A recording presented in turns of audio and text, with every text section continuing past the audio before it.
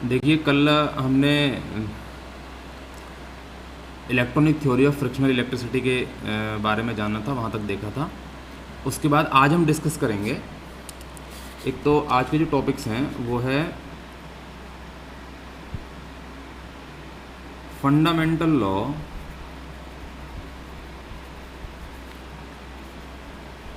Of electrostatics.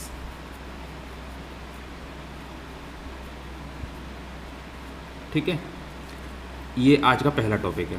दूसरा topic आज का रहेगा कंडक्टर्स एंड इंसुलेटर्स।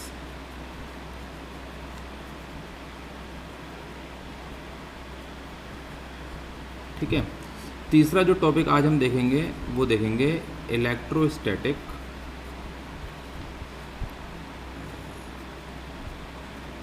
इंडक्शन। ठीक है, और इसमें हम मेथड पढ़ेंगे चार्जिंग का, जिसको हम बोलते हैं चार्जिंग बाय इंडक्शन। ठीक है, कि इंडक्शन के थ्रू इलेक्ट्रोस्टैटिक इंडक्शन होता क्या है और उससे हम किसी भी बॉडी को चार्ज कैसे कर सकते हैं। चौथा जो टॉपिक है आज हम सीखेंगे properties of charge. Properties of charge. ठीक है, ये टॉपिक्स हम आज सीखने वाले हैं। तो देखो स्टार्ट करते हैं सबसे पहले फंडामेंटल लॉ ऑफ इलेक्ट्रोस्टैटिक्स से। Fundamental law of electrostatics. देखो आपने जो एक्सपेरिमेंट मैंने आपको बताया था ना कि दो ग्लास रॉड होती हैं, पॉजिटिव पॉजिटिव, तो एक दूसरे को रिपेल करती हैं। दो प्लास्टिक रॉड होती हैं, नेगेटिव नेगेटिव, एक दूसरे को रिपेल करती हैं। लेकिन एक प्लास्टिक रॉड और एक ग्लास रॉड दोनों एक दूसरे को अट्रैक्ट करती हैं, क्योंकि दोनों पर अपोजिट नेचर का चार्ज होता है। इससे क्या पता लगता है? इससे ये पता लगता है कि दो सिमिलर चार्ज एक दूसरे को रिपेल करते हैं और दो अपोजिट चार्ज एक दूसरे को अट्रैक्ट करते हैं। इसी को हम फंडामेंटल लॉ ऑफ इलेक्ट्रोस्टैटिक्स कहते हैं। तो इसको आप लिख सकते हो similar charges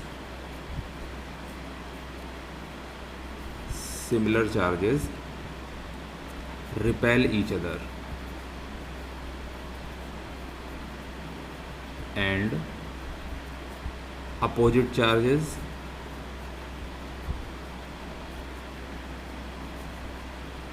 attract each other.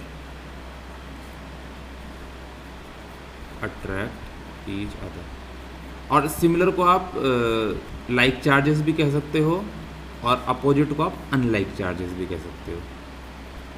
ठीक है, ये आपका फंडामेंटल ऑफ इलेक्ट्रोस्टैटिक्स है। बस इतना ही है, इसमें और कोई खास बात नहीं है। दूसरा आता है आपका कंडक्टर्स एंड इंसुलेटर्स। देखो आपने पहले भी पढ़ा होगा कंडक्टर्स क्या होते हैं। कंडक्टर्स मेनली जो मेटल्स हैं सारे वो तो कंडक्टर होते ही हैं, ठीक है ना, मेनली। बाकी और भी थोड़े कंडक्टर्स होते हैं, जैसे ह्यूमन बॉडी है या एसिडिफाइड वाटर है, इस तरीके से भी कंडक्टर होते हैं। इलेक्ट्रोलाइटिक कंडक्टर भी होते हैं। तो कंडक्टर क्या होते हैं? कंडक्टर वो सब्सटेंस होते हैं जो कि इलेक्ट्रिक चार्ज को अपने में से होके पास होने देते हैं, अलाउ करते हैं इलेक्ट्रिक चार्ज को कि वो उनमें से होके पास हो जाए। These are the substances that allow electric charge to pass through them. ठीक है, इसके एग्जाम्पल अगर आप देखो तो एग्जाम्पल इसके हैं बहुत सारे, जैसे जितने भी मेटल्स होते हैं अधिकतर, या फिर ह्यूमन बॉडीज़ हैं, एनिमल बॉडीज़ हैं, ग्रेफाइड हैं, जैसे मेटल्स है।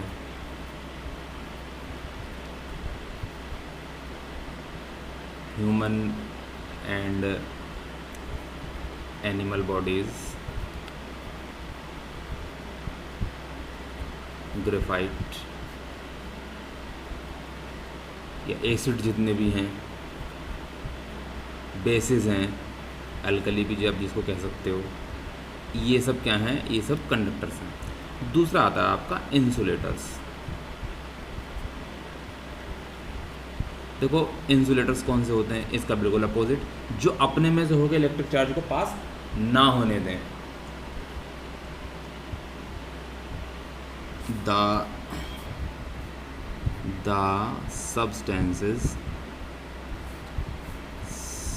substances that do not allow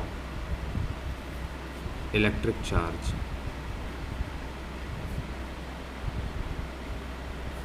to pass through them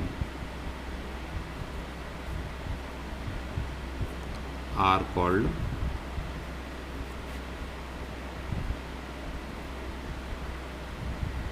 insulators. इसके एग्जाम्पल देखो, बहुत सारे एग्जाम्पल्स हैं आपके, इसमें वुड है ना, डायमंड है, ग्लास है, प्लास्टिक है, ये सब क्या हैं, इंसुलेटर्स हैं। जैसे वुड है, डायमंड है, प्लास्टिक है, ग्लास है, ये सब क्या हैं आपके इंसुलेटर्स, जो इलेक्ट्रिसिटी को अपने में से होके पास नहीं होने देते, उनको हम बोलते हैं इंसुलेटर्स।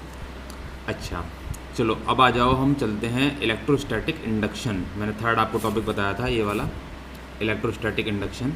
और इलेक्ट्रोस्टैटिक इंडक्शन होता क्या है, और इंडक्शन के थ्रू हम किसी बॉडी को चार्ज कैसे कर सकते हैं। तो आइए देखते हैं what is electrostatic induction.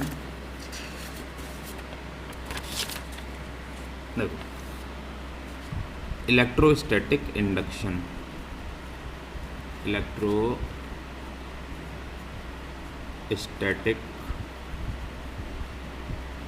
Induction. Electrostatic induction होता क्या है, किसी भी मेटल का, मेनली ये मेटल्स के लिए होता है। पहले मैं इसको डिफाइन कर देता हूँ, फिर मैं आपको बताऊँगा उस डेफिनेशन के अकॉर्डिंग कि क्या फेनोमेना इस इलेक्ट्रोस्टैटिक इंडक्शन में होता है। It is the phenomenon of temporary electrification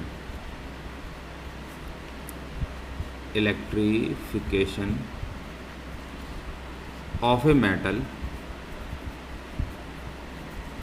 in which similar charge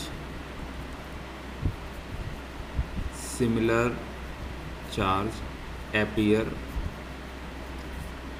at its farther end,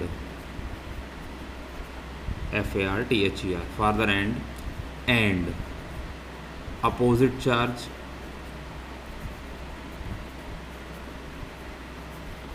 appear at its closer end. In the presence of a nearby charged body। ठीक है, अब देखो इसका phenomena समझो, मैंने आपको क्या बताया। अब मैं आपको ये बताने वाला हूँ चार्जिंग बाय इंडक्शन। ठीक है ना, इंडक्शन से चार्ज कैसे कर सकते हैं, तो इसका प्रोसीजर और इस डेफिनेशन को भी क्लियर कर दूंगा मैं इसमें। देखो चार्जिंग बाय इंडक्शन, तो इसमें हम एक मेटल स्फीयर को चार्ज करेंगे। Charging of a metal sphere by induction. देखो इसमें होता क्या है, एक आपके पास मेटल स्फीयर है जिसको आपने एक इंसुलेटिंग स्टैंड पर रखा हुआ है।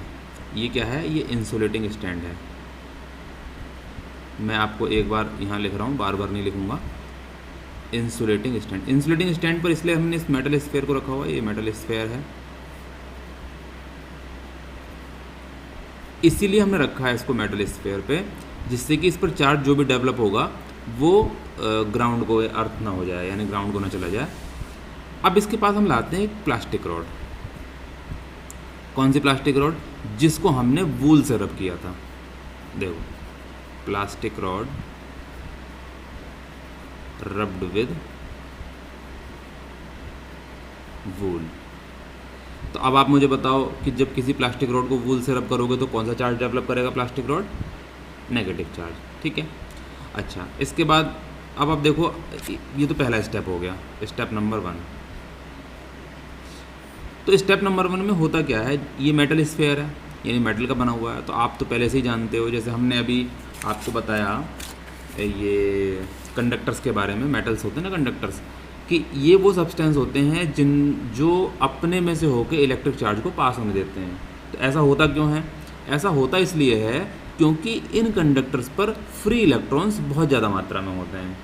ये बात आप लोग ध्यान रख लीजिए, इस बात को दिमाग में, कि कंडक्टर्स के अंदर फ्री इलेक्ट्रॉन्स बहुत ज़्यादा मात्रा में होते हैं, इसी वजह से ये चार्ज को कंडक्ट कर पाता है। तो देखो, इस पर फ्री इलेक्ट्रॉन बहुत ज़्यादा होंगे। अब ये नेगेटिव चार्ज, अभी इंडक्शन में होता क्या है, जैसे कंडक्शन में तो हम क्या करते हैं कि एक चार्ज बॉडी को दूसरी अनचार्ज बॉडी से टच करा देते हैं। तो चार्ज बॉडी अपना थोड़ा सा चार्ज या कुछ अमाउंट में चार्ज अनचार्ज बॉडी के साथ शेयर कर देती है, तो दोनों बॉडी चार्ज हो जाती हैं। लेकिन इंडक्शन में क्या होता है, हमें दोनों बॉडीज़ को आपस में कॉन्टैक्ट में नहीं लाना होता, बस इसको इसके पास लाना होता है, टच नहीं कराना है इसको। तो देखो होता क्या है, जब ये प्लास्टिक रॉड जिसको हमने वूल से रब किया था, जिसने अपने ऊपर नेगेटिव चार्ज डेवलप किया हुआ है, इसको हम मेटल स्फीयर के पास लाए। तो मेटल स्फीयर का मतलब फ्री इलेक्ट्रॉन्स बहुत सारे, तो इसके ऊपर जो नेगेटिव चार्ज है वो इसके फ्री इलेक्ट्रॉन्स को रिपेल करेगा। अब देखो सीधी सी बात, मेटल स्फीयर क्या है? न्यूट्रल है बेसिकली तो, और इसके जो फ्री इलेक्ट्रॉन्स हैं इसके पूरे सरफेस पर यूनिफॉर्मली डिस्ट्रीब्यूटेड हैं। लेकिन जब हम इस प्लास्टिक रॉड को यहाँ पर लाएंगे नेगेटिव चार्ज, तो इसके जो इलेक्ट्रॉन्स होंगे उसको ये रॉड रिपेल करेगा। जब रिपेल करेगा तो ये इलेक्ट्रॉन्स पहुँच जाएंगे फार्दर एंड पर, यानी कि फार्दर एंड पर इलेक्ट्रॉन्स हो जाएंगे नॉर्मल से ज़्यादा। तो नॉर्मल से ज़्यादा होने का मतलब क्या है? नॉर्मल से ज़्यादा होने का मतलब होता है नेगेटिव चार्ज। और इस तरफ जो इसका क्लोजर एंड है वहाँ पर हो जाएगा इलेक्ट्रॉन नॉर्मल से कम। देखो, किसी भी बॉडी का पॉजिटिव या नेगेटिवली चार्ज होना इस बात पर डिपेंड करता है कि उस बॉडी पर इलेक्ट्रॉन नॉर्मल से कम है या नॉर्मल से ज़्यादा है। अगर नॉर्मल से कम है तो पॉजिटिव चार्ज, तो सीधी सी बात है। जैसे मान लो, मैं इसको अलग से थोड़ा सा एक्सप्लेन कर देता हूँ यहाँ पे, ये भी कॉन्सेप्ट आप ध्यान से सीख लो। जैसे मान लो ये कोई बॉडी है हमारे पास, इस पर नॉर्मली 10 इलेक्ट्रॉन हैं या 100 इलेक्ट्रॉन हैं और 100 प्रोटॉन हैं। तो सीधी सी बात है, जब 100 इलेक्ट्रॉन और 100 प्रोटॉन होंगे तो इसका नेगेटिव चार्ज और इसका पॉजिटिव चार्ज मिलकर ये न्यूट्रल हो गया। लेकिन अब मान लो रबिंग की प्रोसेस होती है किसी और मेथड से, हमने इसके 10 इलेक्ट्रॉन निकाल लिए इसके ऊपर से, यानी कि 10 इलेक्ट्रॉन इसको छोड़कर चले गए। तो सीधी सी बात है, जब 10 इलेक्ट्रॉन छोड़ के चले जाएंगे तो अब इसके ऊपर कितने इलेक्ट्रॉन रह गए? नए 90 इलेक्ट्रॉन। लेकिन प्रोटॉन तो सही 100 ही रहे, क्योंकि ट्रांसफ़र तो इलेक्ट्रॉन्स का हुआ है ना। तो इस पर 90 इलेक्ट्रॉन और 100 प्रोटॉन का मतलब क्या हो गया कि 10 प्रोटॉन एक्सेस, 10 प्रोटॉन फालतू। तो इस पर 10 + 10 E के बराबर पॉजिटिव चार्ज आएगा। क्यों? क्योंकि इस पर इलेक्ट्रॉन नॉर्मल से कम हो गए हैं। अब समझ में आ रही है बात? अच्छा, दूसरे केस में हम क्या वो करते हैं, मान लो किसी मेथड से इस पर 10 इलेक्ट्रॉन और आ गए, 100 इलेक्ट्रॉन 100 प्रोटॉन थे, 10 इलेक्ट्रॉन और आ गए, तो इस पर तो 110 इलेक्ट्रॉन हो गए और प्रोटॉन 100 ही बने रहे, यानी इस पर 10 इलेक्ट्रॉन एक्स्ट्रा आ गए हैं। और इलेक्ट्रॉन पर कैसा होता है? नेगेटिव चार्ज, यानी इस पर जो चार्ज आएगा -10 E के बराबर आएगा। तो देखो, किसी भी बॉडी का पॉजिटिव चार्ज या नेगेटिव चार्ज होना इस बात पर डिपेंड करता है कि उस पर इलेक्ट्रॉन की संख्या नॉर्मल से कम है या नॉर्मल से ज़्यादा है। इलेक्ट्रॉन्स की संख्या को ही हम देखते हैं, प्रोटॉन की संख्या का कोई प्रभाव नहीं पड़ता, क्योंकि प्रोटॉन का ट्रांसफ़र नहीं होता, ट्रांसफ़र हमेशा इलेक्ट्रॉन का ही होता है। अब आ जाओ इधर, अब देखो इसके फार्दर एंड पर नेगेटिव चार्ज एक्सेस हो गया, तो यहाँ पर नेगेटिव चार्ज आ गया, और क्लोजर एंड पर नेगेटिव चार्ज यानी कि इलेक्ट्रॉन कम हो गए नॉर्मल से, तो इस पर पॉजिटिव चार्ज आ गया, उतना ही। अब देखो हमने यहाँ क्या कहा था, ये कहा था it is the phenomenon of temporary electrification. Temporary कहते हैं जो थोड़े समय के लिए हो, बाद में फिर वही हो जाए पहले जैसा। इन ऑफ ए मेटल, ये देखो टेम्पोररी इलेक्ट्रिफिकेशन हम क्यों कह रहे हैं, क्योंकि जैसे ही हम इस प्लास्टिक रॉड को हटाएंगे यहाँ से, मान लो ये हमने हटा लिया, तो क्या होगा, इन इलेक्ट्रॉन्स पर जो रिपल्सन लग रहा था वो कम हट जाएगा और ये इलेक्ट्रॉन्स फिर से यूनिफॉर्मली डिस्ट्रीब्यूट हो जाएंगे, यानी कि ये रॉड फिर से एक न्यूट्रल स्फीयर, सॉरी रॉड नहीं स्फीयर, ये जो स्फीयर है एक न्यूट्रल स्फीयर की तरह बिहेव करेगी फिर से। इसका पॉजिटिव नेगेटिव चार्ज ये आपस में मिल जाएंगे, ठीक है ना। तो इसलिए हम इसको बोलते हैं टेम्पोररी इलेक्ट्रिफिकेशन। चलो आ जाओ आगे चलते हैं। In which of a metal in which similar charge appear at its farther end. देखो सिमिलर चार्ज, यहाँ पर नेगेटिव है, यहाँ पर नेगेटिव, तो दोनों पर सिमिलर है, फार्दर एंड पर अपीयर हो रहा है। And opposite charge appear at it's closer and. देखो अपोजिट चार्ज यानी कि इस पर नेगेटिव है तो अपोजिट क्लोजर एंड पर। In the presence of A near by charge body, जब तक पास में कोई चार्ज बॉडी रहेगी तब तक ऐसा होगा टेम्पोररी इलेक्ट्रिफिकेशन की जो घटना है। अब इस टेम्पोररी इलेक्ट्रिफिकेशन से इस मेटल स्फीयर को परमानेंटली कैसे चार्ज करा जाए, सवाल ये है हमारे पास। देखो स्टेप 1 तो ये हो गया आपका। स्टेप 2 में हम क्या करते हैं, देखो आ जाओ स्टेप 2। स्टेप 2 में देखो ये मेटल स्फीयर है और ये इंसुलेटिंग स्टैंड है, ये प्लास्टिक रॉड है और ये नेगेटिव चार्ज है। हमने क्या काम किया, देखो इधर तो नेगेटिव चार्ज आया था तो हमने इस फार्दर एंड को ग्राउंड कर दिया। ग्राउंड करने से क्या होता है, जब भी हम, आज ये बात भी देख लो, सीख लो, जब भी हम किसी बॉडी को ग्राउंड से कनेक्ट करते हैं तो ग्राउंड का जो पोटेंशियल होता है वो 0 होता है। यानी अगर यहाँ पर पॉजिटिव चार्ज एक्सेस है तो यहाँ से नेगेटिव चार्ज इलेक्ट्रॉन्स आकर उसे न्यूट्रल कर देंगे, और अगर यहाँ पर नेगेटिव चार्ज एक्सेस है तो ये इलेक्ट्रॉन्स ग्राउंड में ट्रांसफर हो जाएंगे और ये न्यूट्रल हो जाएगा। कहने का मतलब ये है कि हर कंडीशन में जिस पार्ट को हम ग्राउंड से कनेक्ट करेंगे वो पार्ट न्यूट्रल हो जाएगा। तो सीधी सी बात है, यहाँ पर जो इलेक्ट्रॉन्स थे वो ग्राउंड को ट्रांसफ़र हो गए, ग्राउंड में चले गए, और यहाँ पर बच गया केवल और केवल पॉजिटिव चार्ज। ठीक है, अब हमने ये स्टेप नंबर 2 था। अब स्टेप नंबर 3 में हम क्या करेंगे, मेटल स्फीयर, अब इलेक्ट्रॉन ग्राउंड में चले गए, हमने ग्राउंड का कनेक्शन हटा दिया और ये प्लास्टिक रॉड अभी यहीं पर है, तो क्या होगा, ये स्टेप नंबर 3। स्टेप नंबर 3 में हमने क्या किया, इसका जो अर्थिंग थी उसको हमने हटा दिया। तो अब आप देखो ये जो पॉजिटिव चार्ज है ना, ये नेगेटिव चार्ज की तरफ खींचा हुआ रहेगा, क्योंकि नेगेटिव चार्ज इस पॉजिटिव चार्ज को अपनी तरफ अट्रैक्ट करेगा, है ना। अब देखो स्टेप नंबर 4। स्टेप नंबर 4 में हम क्या करेंगे, इस नेगेटिव चार्ज जो हमारी प्लास्टिक रॉड है इसको हम हटा देंगे यहाँ से। तो क्या हो जाएगा, ये जो पॉजिटिव चार्ज था जो अभी तक लेफ़्ट साइड में स्ट्रेच था वो यूनिफॉर्मली इस पूरे स्फीयर पर डिस्ट्रीब्यूट हो जाएगा। तो अब आप देख रहे हो शुरू में क्या था, शुरू में हमारा ये स्फीयर न्यूट्रल था, लेकिन बाद में क्या हुआ, इसको हमने पॉजिटिव चार्ज कर दिया। इसी तरीके से हम यहाँ पर पॉजिटिव चार्ज रॉड लेकर के इसको नेगेटिव चार्ज भी कर सकते हैं, बिल्कुल वही प्रोसीजर जैसा अभी आपको मैंने समझाया। ठीक है, तो ये तो कहानी हुई कि एक सिंगल मेटल स्फीयर को हमने चार्ज किया। मान लो हमारे पास 2 स्फीयर हैं और दोनों को हमें अपोजिटली चार्ज करना है, तो कैसे करेंगे, देखो आ जाओ।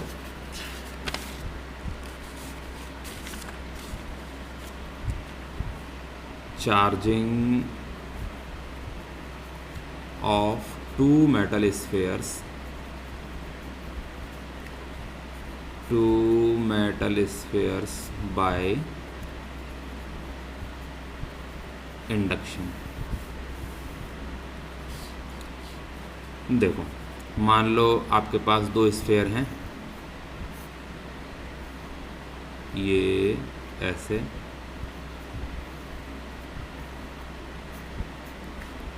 और यहाँ पर हम एक पॉजिटिवली चार्ज ग्लास रॉड लाए, ये है glass rod rubbed with silk, glass rod rubbed with silk. ठीक है, और ये मेटल स्फीयर है, ये मेटल स्फीयर नंबर 1 है, ये मेटल स्फीयर नंबर 2 है, और ये हमारा स्टेप 1 है। ठीक है, ये हमने मेटल 1 और 2 को आपस में टच कराया हुआ है, तो इसका मतलब ये हो गया कि मेटल स्फीयर 1 और 2 ये एक सिंगल बॉडी की तरह बिहेव कर रहे हैं। तो सीधी सी बात, फिर से वही कहानी, पॉजिटिव चार्ज है, क्या करेगा, इन दोनों में जितने भी फ्री इलेक्ट्रॉन्स हैं उसको अपनी तरफ खींच लेगा। इसका मतलब जो इलेक्ट्रॉन्स थे वो क्लोजर एंड पे आ जाएंगे, और यहाँ पर इलेक्ट्रॉन्स नॉर्मल से एक्सेस हो जाएंगे, और स्फीयर नंबर 2 पर क्या होगा, इलेक्ट्रॉन्स नॉर्मल से कुछ कम हो जाएंगे, तो यहाँ पर उतना ही पॉजिटिव चार्ज आ जाएगा इस तरह से। फिर स्टेप नंबर 2 में हम क्या करेंगे, हम मेटल स्फीयर 1 और मेटल स्फीयर 2 इनके बीच में थोड़ा सा डिस्टेंस कर देंगे, यानी सेपरेट कर देंगे इसको। ग्लास रॉड यही रहेगा हमारा, अभी हमें ग्लास रॉड को नहीं हटाना, ये इंसुलेटिंग स्टैंड और ये स्टेप नंबर 2। तो देखो होगा क्या, इसका जो पॉजिटिव चार्ज है वो तो यूँ रहेगा, इस पॉजिटिव चार्ज से रिपेल रहेगा, और इसका जो नेगेटिव चार्ज है ये इससे अट्रैक्ट रहेगा। तो अब आप देख रहे हो, अब आप ये देख रहे हो कि दोनों स्फीयर अलग अलग चार्ज हो चुके हैं। स्फीयर 1 नेगेटिव चार्ज हो चुका है, स्फीयर 2 पॉजिटिव चार्ज हो चुका है। अच्छा, अब आ जाओ थर्ड स्टेप में। थर्ड स्टेप में हम क्या करते हैं, इस ग्लास रॉड को हटा देते हैं। तो ग्लास रॉड को जब हटा देंगे तो होगा क्या, ये स्फीयर 1 और ये स्फीयर 2। अब देखो, जब हमने ग्लास रॉड हटा दिया आउटसाइड चार्ज, तो ये दोनों चार्ज एक दूसरे को अट्रैक्ट करेंगे, तो नेगेटिव चार्ज तो इधर आ जाएगा, पॉजिटिव चार्ज का इधर आ जाएगा खींच के। ये इंसुलेटिंग स्टैंड, ये है आपका स्टेप नंबर 3। अगर आपसे एग्ज़ाम में क्वेश्चन पूछा जाता है कि how can you charge 2 metal spheres separately by opposite charges by the method of induction, तो आप ये पूरे स्टेप समझ में तो आपको आ ही रहे हैं, इसको अपने वर्ड्स में आप लिख दोगे, ठीक है ना। बुक में भी दिया हुआ है, एनसीईआरटी में भी है, और एस.एल. अरोड़ा की बुक में या किसी और बुक में भी देखना चाहते हो तो वहाँ भी आपको मिल जाएगा, ठीक है।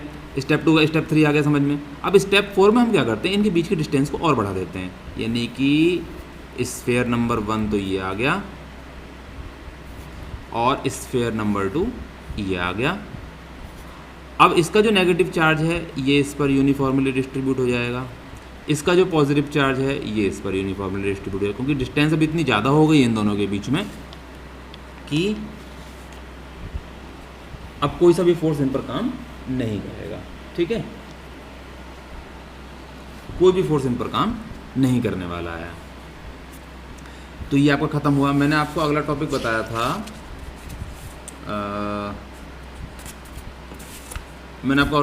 था, इलेक्ट्रोस्टैटिक इंडक्शन हो गया, चार्जिंग बाय इंडक्शन हो गया, प्रॉपर्टीज ऑफ चार्ज। चलो प्रॉपर्टीज ऑफ चार्ज के बारे में हम डिस्कस करते हैं।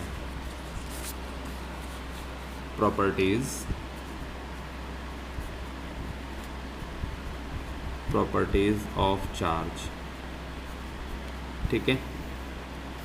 देखो, पहली प्रॉपर्टी होती है एडिटिविटी,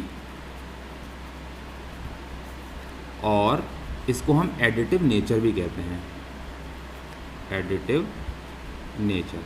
देखो, एडिटिविटी का मतलब क्या होता है, आपने ये देखा है कि चार्ज एक स्केलर क्वांटिटी है, और कोई भी स्केलर क्वांटिटी हो उसको जोड़ने के लिए हमें क्या करना पड़ता है, सीधे सीधे उसको ऐड कर देना पड़ता है। जैसे मान लो ये बॉडी है कोई, इस पर बहुत सारे चार्ज होते हैं, मान लो ये Q1 है, ये Q2 है, ये Q3 है, इस तरीके से होगा, Qn हो जाएगा। तो इस बॉडी का जो टोटल चार्ज होगा Q, वो कितना होगा, Q1 plus Q2 up to Qn तक। बस सिंपल सी बात है, additivity. That means the total charge of a body is equal to the algebraic sum of different point charges located at different points over the body या on the body, आप ऐसा लिख सकते हो, ठीक है। the total charge of a body is equal to the algebraic sum of different point charges located at different points of the body। बस ये है इसका एडिटिविटी। दूसरा है आपका क्वांटाइजेशन, क्वांटाइजेशन ऑफ चार्ज। देखो, क्वांटाइजेशन ऑफ चार्ज है क्या, समझो इस चीज़ को। क्वांटाइजेशन कहता है, मैंने आपको पहले भी बताया था कि इलेक्ट्रॉन पर जितना चार्ज होता है that is the minimum possible amount of charge on any body, है ना। और इलेक्ट्रॉन पर चार्ज होता है ई के बराबर। This is the minimum possible charge that can exist on a body. और अगर किसी बॉडी पर इससे ज़्यादा चार्ज होगा तो सीधी सी बात है, जैसे मान लो हमने आपको फ्रिक्शनल इलेक्ट्रिसिटी में बताया था कि जब हम रब करते हैं तो कुछ electrons, electronic theory of frictional electricity में, तो कुछ इलेक्ट्रॉन एक बॉडी से, जैसे मान लो ये दो बॉडी हैं, हमने इन दोनों को रब किया तो मान लो इलेक्ट्रॉन यहाँ से यहाँ पर आ गए, कुछ इलेक्ट्रॉन आए, तो इलेक्ट्रॉन आएंगे, या तो एक इलेक्ट्रॉन आएगा यहाँ पे या दो इलेक्ट्रॉन आएंगे, है ना। 1.5 इलेक्ट्रॉन तो नहीं आ सकता, मतलब इलेक्ट्रॉन और छोटे पार्ट्स में तो टूट नहीं सकता। तो जब इलेक्ट्रॉन नहीं टूट सकता तो उसका चार्ज भी नहीं टूटेगा। तो या तो एक इलेक्ट्रॉन आएगा या दो इलेक्ट्रॉन आएंगे, या 3 आएंगे या 4 आएंगे, 3.5, 3.25, इस तरीके से तो नहीं हो सकते ना, यानी फ्रैक्शन में तो नहीं हो सकते। तो इसका मतलब इंटीग्रल नंबर ऑफ इलेक्ट्रॉन्स का ट्रांसफ़र होगा, या तो ई, या फिर 2e, या फिर 3e, या फिर 4e, या फिर 5e, या फिर n, जहाँ पर n क्या है, n इज़ द इंटीजर। तो किसी बॉडी का total charge, the total charge of a body is equal to the integral multiple of the basic quantum of charge. ये जो इलेक्ट्रॉन पर जो मिनिमम अमाउंट ऑफ चार्ज है ना, इसको हम बेसिक क्वांटम कहते हैं। That is the basic quantum. Basic quantum के क्वांटम का मतलब होता है पैकेट। तो बेसिक पैकेट का मतलब ये होगा कि ये सबसे छोटा पैकेट है, सबसे छोटा क्वांटम है, सबसे छोटा अमाउंट है। अगर किसी बॉडी पर इससे ज़्यादा अमाउंट होगा तो इसी के इंटीग्रल मल्टीपल में हो सकता है। कभी कभी आपसे ये पूछ लिया जाता है कि कॉज ऑफ क्वांटाइजेशन क्या है। तो देखो, कॉज ऑफ क्वांटाइजेशन मैंने अभी जैसा आपको समझाया है कि जब हम दो बॉडीज़ को आपस में रब करते हैं तो only integral number of electrons are transferred, therefore the charge on a body is equal to the integral multiple, that means the charge is quantised. ये जो इंटीग्रल मल्टीपल हम बेसिक क्वांटम कह रहे हैं, इसको हम कहते हैं the charge is quantised. Charge is quantised का मतलब कि चार्ज हमेशा एक इलेक्ट्रॉन पर जितना चार्ज होता है उसके इंटीग्रल मल्टीपल के बराबर होता है। और एक इलेक्ट्रॉन पर जो चार्ज होता है उसको हम ई से डिनोट करते हैं, और बेसिक क्वांटम हम उसको कहते हैं। तो एन जो इंटीजर है तुम्हारा, ये 0 भी हो सकता है, ±1 भी हो सकता है, ±2 भी हो सकता है, और कुछ भी हो सकता है। अब यहाँ पर एक बात ध्यान देने वाली है, यहाँ पर जो हम एक इलेक्ट्रॉन का चार्ज बेसिक क्वांटम कह रहे हैं ना, वो हम उसके मैग्नीट्यूड को कह रहे हैं। अब आप सब जानते हो कि इलेक्ट्रॉन का चार्ज नेगेटिव होता है, लेकिन ये भी तो आपने सीखा ना कि जहाँ पर इलेक्ट्रॉन नॉर्मल से ज़्यादा होंगे वहाँ पर नेगेटिव चार्ज होगा, जहाँ पर इलेक्ट्रॉन नॉर्मल से कम होंगे वहाँ पर पॉजिटिव चार्ज होगा। तो किसी भी चार्ज का पॉजिटिव या नेगेटिव होना इस बात से डिटरमाइन होगा कि उस बॉडी पर इलेक्ट्रॉन नॉर्मल से ज़्यादा हैं या कम हैं। तो एक बार अगर हमें डिटरमाइन हो जाए कि चार्ज पॉजिटिव है, तो सीधी सी बात है हमारा जो इंटीजर होगा वो पॉजिटिव में ही होगा। और अगर एक बार डिटरमाइन हो जाए कि चार्ज हमारा नेगेटिव है, तो ये जो इंटीजर हमें नेगेटिव वाले लेने हैं। और अगर एक बार ये डिटरमाइन हो जाए कि उस पर ना इलेक्ट्रॉन ज़्यादा है ना कम है, यानी न्यूट्रल है, तो वो इंटीजर 0 के बराबर होगा। ठीक है, ये है आपका कॉज ऑफ क्वांटाइजेशन। समझ गए आप। चलो अब आगे चलते हैं। अब इसका एक थर्ड प्रॉपर्टी रह गई है इसकी, और थर्ड प्रॉपर्टी ये है conservation of charge. Conservation of charge. देखो, कंजर्वेशन ऑफ चार्ज का क्या मतलब है। Charge can neither be created nor can be destroyed, but it can only be transferred from one body to another। मतलब समझे इसका, चार्ज को हम ना तो पैदा कर सकते हैं ना ही इसे हम नष्ट कर सकते हैं, लेकिन इसको केवल और केवल एक बॉडी से दूसरी बॉडी तक ट्रांसफ़र किया जा सकता है। जैसे आप देखते चले आए हो फ्रिक्शनल इलेक्ट्रिसिटी में, एक बॉडी दो बॉडी को आपस में रब करते हैं तो इलेक्ट्रॉन एक बॉडी से दूसरी बॉडी पर ट्रांसफ़र हो जाते हैं। लेकिन अब आप ये भी जानते हो कि इलेक्ट्रॉन को ना हम पैदा कर सकते हैं ना ही हम इसको नष्ट कर सकते हैं। तो सीधी सी बात है, जब हम इलेक्ट्रॉन को पैदा और नष्ट नहीं कर सकते तो इसके चार्ज को भी पैदा और नष्ट नहीं कर सकते, क्योंकि इलेक्ट्रॉन और इलेक्ट्रॉन का चार्ज दोनों इनसेपरेबल है। या हम इसको ऐसे भी कह सकते हैं, the total charge of an isolated system, या बॉडी भी कह सकते हो, रिमेन कंजर्व्ड कह दो या कांस्टेंट कह दो, रिमेन कांस्टेंट। ठीक है, इसको एग्जांपल से समझाना हो तो देख लो, जैसे NaCl होता है, इसका आपने एक को सॉल्यूशन बनाया तो Na का पॉजिटिव अलग हो गया, Cl माइनस अलग हो गया, यानी यहाँ पर चार्ज 0 है, यहाँ पर +1 है, यहाँ पर -1 है।